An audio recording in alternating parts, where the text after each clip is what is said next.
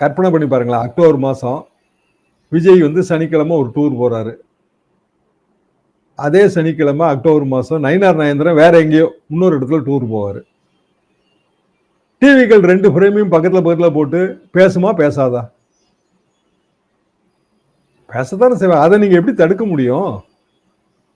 அந்த தொல்லையில எதுக்கு நயினார் அண்ணாமலை மாட்டி விடுறாரு? அது போக மழை காலம் வந்துருங்க. அது பாதி ப்ரோக்ராம் கேன்சல் தான் ஆகும். விஜய்க்கே அது சிக்கல் தான். அதனாலதான் அவர் செப்டம்பர்ல கிளம்பினாரு.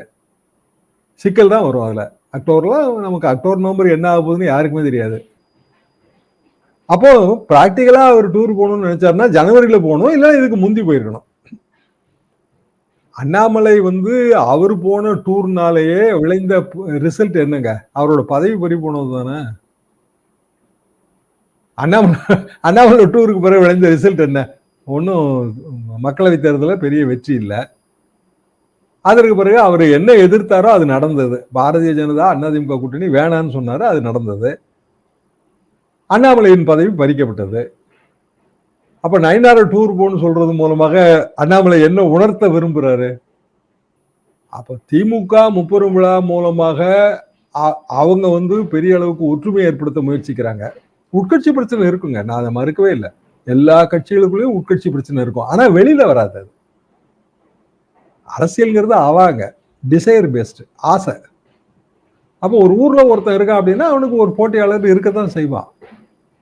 தலைமை வந்து அதை அப்படியே அனுசரிச்சு ஏதாவது ஒரு வகையில் ஒற்றுமைப்படுத்திட்டே போகும். அப்போ இயல்பாகவே இந்த தேசிய கட்சிகள் வந்து மாநில அரசியல் ஜொலிக்காம போறதுக்கான காரணம் வந்து இதுதான். தமிழ்நாடு மாதிரியான மாநில அரசியல் ரொம்ப முன்னோடி மாநிலம். நம்ம 67 நம்ம காங்கிரஸ் கட்சியை பேக் பண்ணி அனுப்பிட்டோம். அப்படியான ஒரு மாநிலத்துல வந்து மாநில கட்சிகளுக்கு அடங்கி வந்து தேசிய கட்சிகள் இங்க அரசியல் பண்ணணும். அதை தாண்டி அரசியல் செய்யும் போது அமித்ஷாவே எடப்பாடி பழனிசாமியை கூப்பிட்டு விட்டு பஞ்சாயத்து பேசும்போது இங்க வந்து இரிட்டேட் ஆகும். அது தேவையில்லை. கூப்பிட்டு விட்டு பேச வேண்டியது இல்லை. தேவைன்னா வந்து ஒரு காலில் பேசியிருக்கலாம், இல்லை ஏதோ ஒரு வகையில் வந்து நெட்டு மூலமா பேசியிருக்கலாம். ரொம்ப எளிது. அது மேக்சிமம் 10 நிமிஷம் தானங்க பேசியிருப்பாங்க, 20 நிமிஷம் பேசியிருப்பாங்களா? அதுக்கு எதுக்குங்க நேரில் போய் ஃப்ளைட்டை பிடிச்சிட்டு போய் அங்கே ஒரு நாள் டைம் இருந்துட்டு இன்னைக்கு பெரியார் பிறந்த நாள் வரலங்கிறது விமர்சனம் ஆயிடுச்சா இல்லையா?